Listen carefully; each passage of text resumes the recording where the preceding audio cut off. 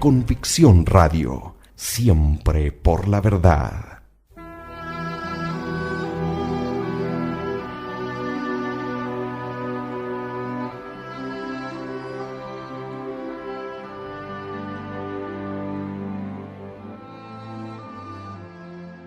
Demostración de la divinidad de Jesucristo y de la religión cristiana. Separada de la obra La religión demostrada, del padre Hilaire.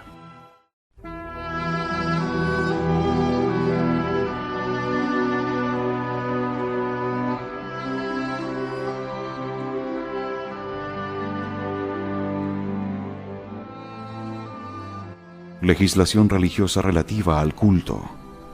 El culto mosaico comprende el templo, el sacerdocio, los sacrificios, las fiestas y algunas otras prescripciones religiosas.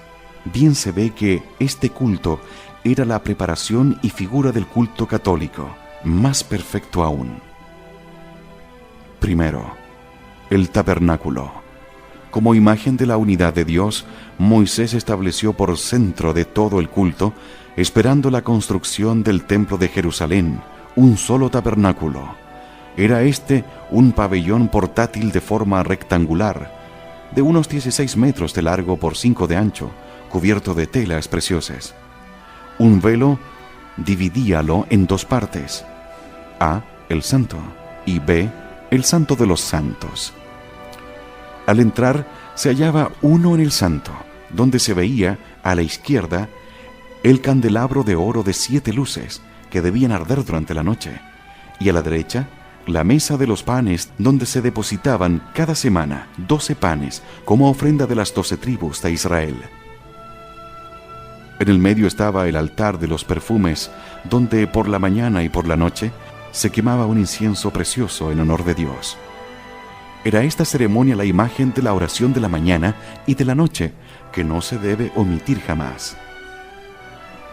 En el fondo del tabernáculo hallábase, oculto por el velo, el Santo de los Santos, que encerraba el Arca de la Alianza.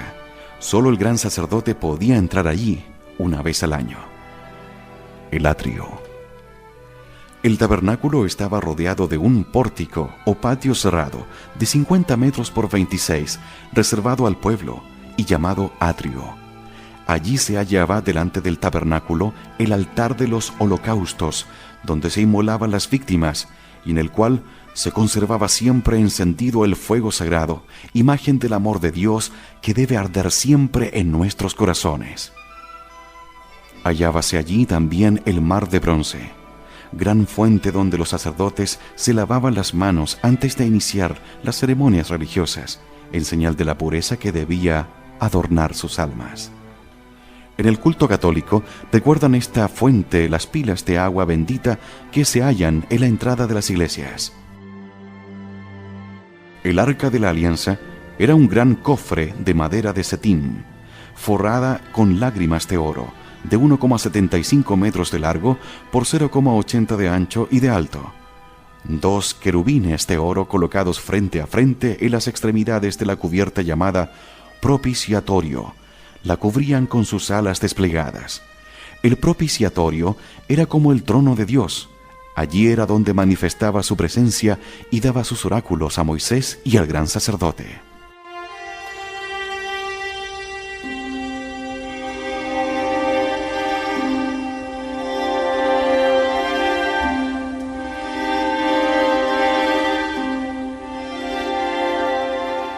El Señor había dado al pueblo hebreo el Arca de la Alianza para satisfacer el legítimo deseo que experimenta el hombre de tener una señal sensible de la presencia divina. Se la llamaba Arca de la Alianza, porque encerraba en su seno las 2 tablas de la ley, resumen de las condiciones de la alianza de Dios con su pueblo. Guardaba también una urna con maná y la vara florida de Aarón, para perpetuar el recuerdo de estos 2 milagros. El tabernáculo era una figura de nuestras iglesias católicas. El atrio corresponde a la nave, ocupada por los fieles. El santo al presbiterio, destinado a los ministros de Dios. El Santo de los Santos representa el tabernáculo, verdadera arca de la alianza, donde Dios está realmente presente en medio de nosotros.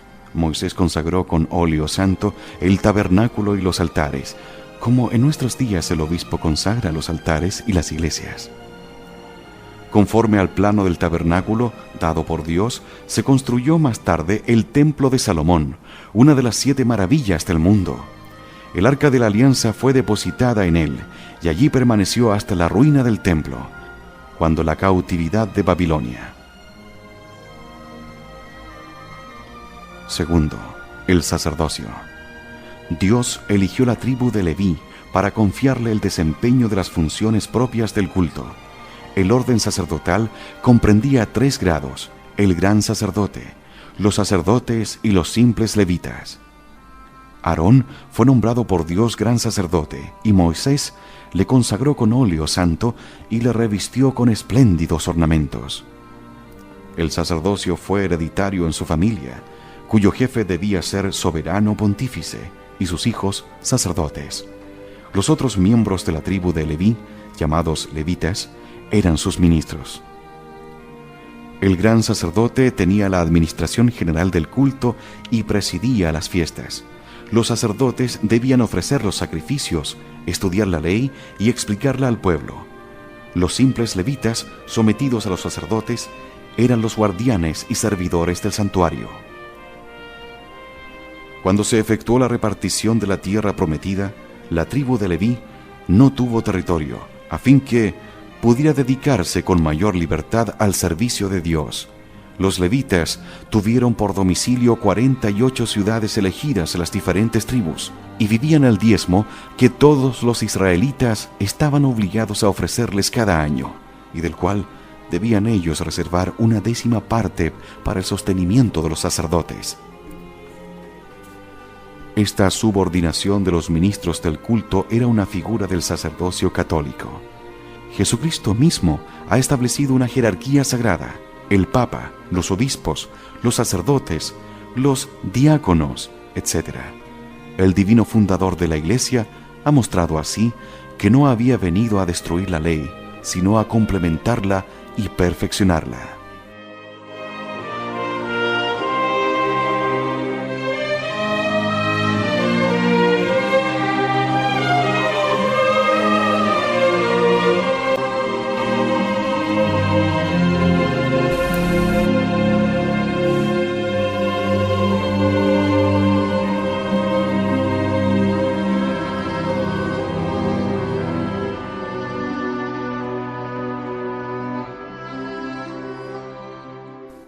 Los sacrificios eran de 2 clases, los unos cruentos, y consistían en la inmolación de ciertos animales domésticos, como bueyes, ovejas, cabras, tórtolas; otros incruentos, y consistían en el ofrecimiento de pan, vino y frutas.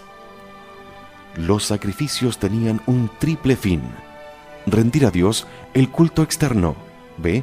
apartar al pueblo de la idolatría; c. figurar el sacrificio del Calvario y del altar. Distinguíanse entre los sacrificios cruentos, el holocausto, el sacrificio pacífico y el sacrificio expiatorio. En el holocausto, la víctima era consumida enteramente por el fuego, reconociéndose con esto el soberano dominio de Dios, ante el cual la criatura no es nada. El sacrificio pacífico se ofrecía o para dar gracias a Dios, o por un beneficio recibido, o para obtener un favor. En este sacrificio una parte de la víctima era quemada, otra parte era reservada para los sacerdotes y una tercera parte se entregaba a los que mandaban ofrecer el sacrificio. El sacrificio de expiación se ofrecía para implorar el perdón de los pecados del pueblo o de los particulares. Quemábase una parte de la víctima y lo demás se reservaba para los sacerdotes. Todos los antiguos sacrificios no eran sino sombras y figuras. La inmolación de Jesucristo en el Calvario es el único sacrificio capaz de pagar todas nuestras deudas.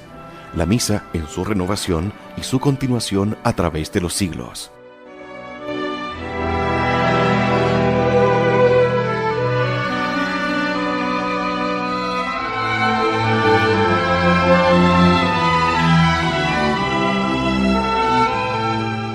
El sábado y las fiestas. Cada día, mañana y tarde, los hebreos ofrecían a Dios un cordero en holocausto con 2 sacrificios incruentos. Santificaban el sábado. A.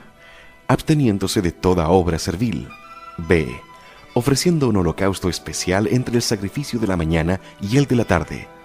Y reuniéndose también en las sinagogas para orar, leer los libros santos y oír la explicación de la ley. Cada 7 años, los judíos santificaban el año sabático, y al final de 7 veces 7 años, es decir, cada 50 años, el año jubilar. Durante el año se celebraban 4 grandes fiestas. A. La Pascua, en memoria de la liberación del pueblo hebreo de la esclavitud de los egipcios. Esta solemnidad se había fijado el día 14 de la luna de marzo y duraba 8 días. El primer día se comía en cada familia el cordero pascual. B. La fiesta de Pentecostés, en memoria de la promulgación de la ley sobre el monte Sinaí, 50 días después de la salida de Egipto. Ofrecíanse a Dios las primicias de las mies. C. La fiesta de los tabernáculos, en memoria de los 40 años pasados en el desierto. Celebrábase en otoño y duraba 8 días, durante los cuales los hebreos vivían en tiendas de ramas y follaje. Se ofrecían a Dios sacrificios de acción de gracias por las cosechas obtenidas. Estas 3 fiestas principales obligaban a todo judío a presentarse ante el Señor en el tabernáculo y más tarde en el templo de Jerusalén. D. La fiesta de la expiación, celebrada 5 días antes de la de los tabernáculos. Era un día de penitencia y de ayuno general, que duraba desde la víspera hasta la tarde del día siguiente. El gran sacerdote arrojaba fuera del campo un macho cabrío, cargado con los pecados de Israel.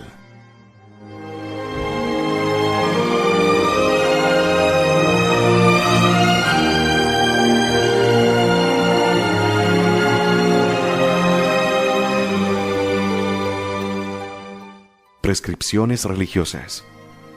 Las otras prescripciones religiosas se refieren a la circuncisión, la ofrenda de los primogénitos, la prohibición de ciertos alimentos, el pago del diezmo, la purificación de las impurezas legales, etc.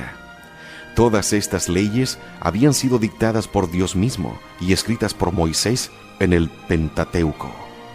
Puede verse la historia sagrada, la legislación política y social del pueblo hebreo, la sólida constitución de la familia, la protección otorgada a la mujer y al niño, la autoridad política contenida en sus ambiciones por la autoridad religiosa, la igualdad civil entre todos los ciudadanos, el equilibrio de la propiedad, mantenido por la prohibición de enajenar definitivamente los bienes y por la remisión de las deudas en el año jubilar, la orden absoluta de conservar las leyes sin mudar nada, de suerte que el código hebreo ha regido al pueblo de Israel durante 15 siglos. Tales son los principales caracteres de la legislación civil. La ley castigaba con la muerte, la idolatría, la blasfemia, la magia, la violación del sábado, el homicidio, el adulterio y los crímenes contra natura. Castigaba con la flagelación u otras penas aflictivas, las faltas contra las costumbres, la rebelión contra la autoridad paterna, los golpes y las heridas, la difamación y el falso testimonio. Es evidente que Moisés, viviendo en medio de naciones paganas, no hubiera podido, sin la inspiración divina, crear este maravilloso conjunto de instituciones, infinitamente superior a todas las legislaciones antiguas. ¿Cómo se prueba la divinidad de la religión mosaica? Las pruebas infalibles de la divinidad de una religión son el milagro y la profecía, esos 2 sellos de Dios, esas 2 señales de su intervención divina. Ahora bien, Moisés hizo numerosos milagros y verdaderas profecías para probar la divinidad de su misión. Luego Moisés era un enviado de Dios y la religión que él enseñó en nombre de Dios es divina.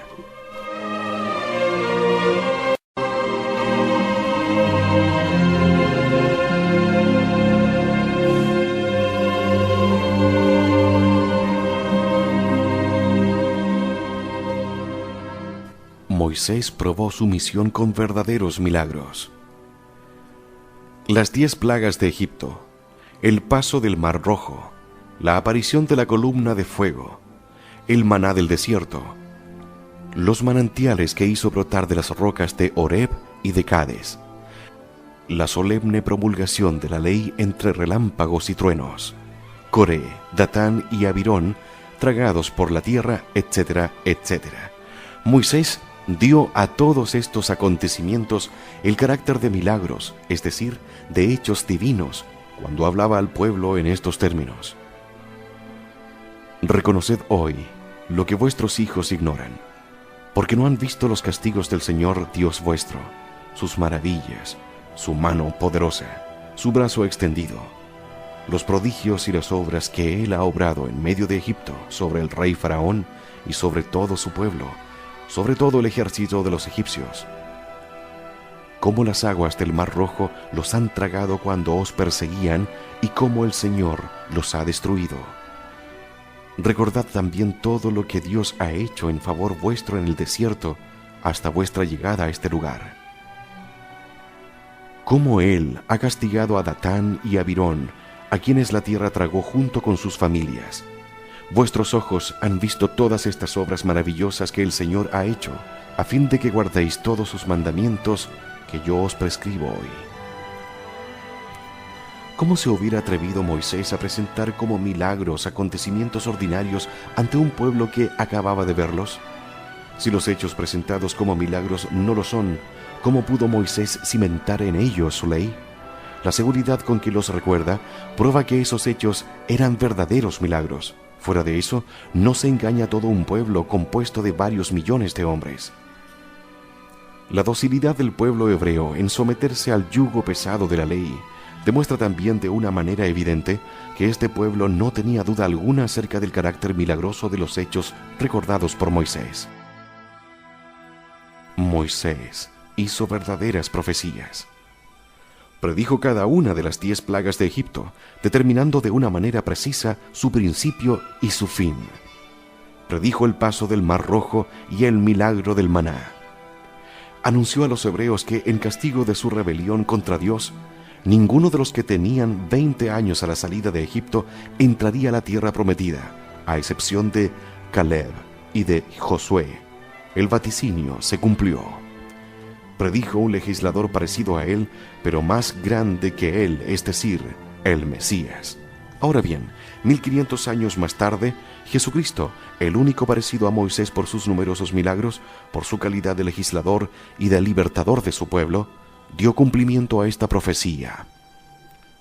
Moisés asegura a los israelitas que si son fieles a su ley, Dios hará en su favor milagros parecidos a los que obra en Egipto. Y esto se verifica en las hazañas de Josué, de Sansón, de Gedeón, etc. También les advierte que, si son rebeldes, todos los azotes caerán sobre ellos, que serán reducidos a la esclavitud, transportados fuera de su patria y dispersados por toda la tierra. La cautividad de Nínive, de Babilonia y el estado actual de los judíos son el cumplimiento de esta amenaza. Moisés profetiza su propia muerte y se cumple en el término fijado, sin enfermedad previa. Todas estas profecías tuvieron por objeto acontecimientos futuros, eminentemente libres, dependientes de la voluntad humana y de la voluntad divina.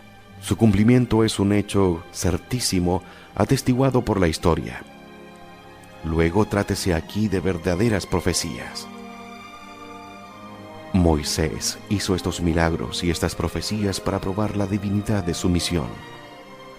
Así lo declara en nombre de Dios a Faraón cuando le dice: «Conoceréis que soy el Señor en esto. Golpearé el agua de este río con la vara que tengo en la mano, y el agua se convertirá en sangre». Una declaración análoga formula, al predecir cada una de las 10 plagas de Egipto. Moisés lo repite muchas veces a su pueblo, particularmente cuando le predice el castigo de Coré, Datán y Abirón. En esto conoceréis que el Señor me ha enviado para hacer lo que veis, y que yo nada he inventado por mí mismo. Si estos hombres mueren de una muerte ordinaria, el Señor no me ha enviado, pero si el Señor hace una cosa inaudita, si la tierra los traga a ellos y todo lo que les pertenece, sabréis que han blasfemado contra el Señor rebelándose contra su mandatario. Inmediatamente la tierra se abrió y los tragó vivos.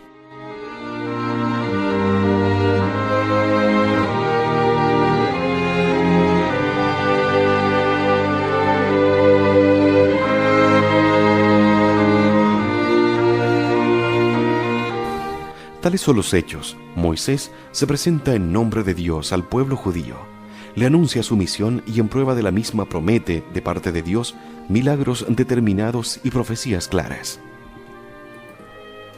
Y como Dios se encarga de ejecutar y realizar delante de todo un pueblo estos milagros y profecías, debemos concluir que Moisés es realmente un enviado de Dios y que la religión por él enseñada es divina. ¿Qué medios empleó Dios para conservar intacta en el pueblo judío la verdadera religión? Dios empleó 3 medios principales. Hizo escribir por Moisés en un libro las verdades y los preceptos revelados, a fin de que las generaciones futuras pudieran hallarlos sin mezcla de error. Estableció en la tribu de Leví una jerarquía sacerdotal encargada de comprobar la exactitud de los ejemplares de esos libros, de interpretarlo y de explicarlo al pueblo. Envió de tiempo en tiempo profetas a los que inspiró para transmitir a su pueblo sus órdenes, sus promesas, sus amenazas y sobre todo, para mantenerlo en la expedición del Mesías. Dios hizo escribir por Moisés su ley, y por eso la religión mosaica se llama la ley escrita, en oposición a la ley natural que Dios solamente grabó en el corazón de los hombres. Dios hizo escribir su ley. La revelación primitiva se había conservado en la memoria de los hombres por la tradición oral. La cosa era fácil, ya por la sencillez de la religión, compuesta de un pequeño número de dogmas y de preceptos, casi todos dictados por la ley natural, ya particularmente a causa de la larga vida de los patriarcas encargados de instruir a sus descendientes. El crecimiento considerable de la población hacía definir la transición de las verdades y preceptos revelados. Dios los hizo escribir por Moisés en 5 libros, llamados, por tal razón, el Pentateuco. Estos libros son divinos. Llámense divinos los libros escritos por un enviado de Dios, por orden de Dios y bajo su inspiración. Ahora bien, Moisés probó, con los milagros más sorprendentes, que era un enviado de Dios, y por orden suya, y dictándoles el mismo Dios, escribió los libros que llevan su nombre. Luego los libros de Moisés son libros divinos. En el Génesis, Moisés narra la creación del mundo, el origen del hombre y su caída, la historia de los primeros hombres, el diluvio, la vida de los patriarcas hasta José. Ese libro abarca un período de 2500 años. El Éxodo refiere a la liberación del pueblo de Dios, su salida de Egipto, su permanencia en el desierto hasta la promulgación de la ley en Sinaí. El Levítico encierra todas las prescripciones de Dios relativas al culto. Era el ritual de la religión mosaica. Los números son una enumeración del pueblo hebreo a su salida de Egipto y su clasificación por familias. Completa la historia de los judíos hasta la muerte de Moisés. El Deuteronomio es el código del pueblo judío, el comentario a la ley promulgada por Dios. Después de Moisés, nuevos hagiógrafos, historiadores, moralistas y profetas escribieron también bajo la inspiración divina otros libros, cuyo conjunto forma el Antiguo Testamento. Dios estableció un sacerdocio. En la religión primitiva son los jefes de familia los que desempeñan las funciones religiosas. Dios les quita este ministerio a causa de una negligencia y lo confía a su cuerpo sacerdotal, jerárquicamente organizado. A los sacerdotes debían ser sometidos todos los ejemplares de los libros santos para comprobar su conformidad con el original depositado en el tabernáculo. Así quedaron estos libros divididos al abrigo de toda alteración y fueron transmitidos íntegros a la posteridad. Los sacerdotes estaban encargados también de explicar las leyes divinas y de velar por su observancia.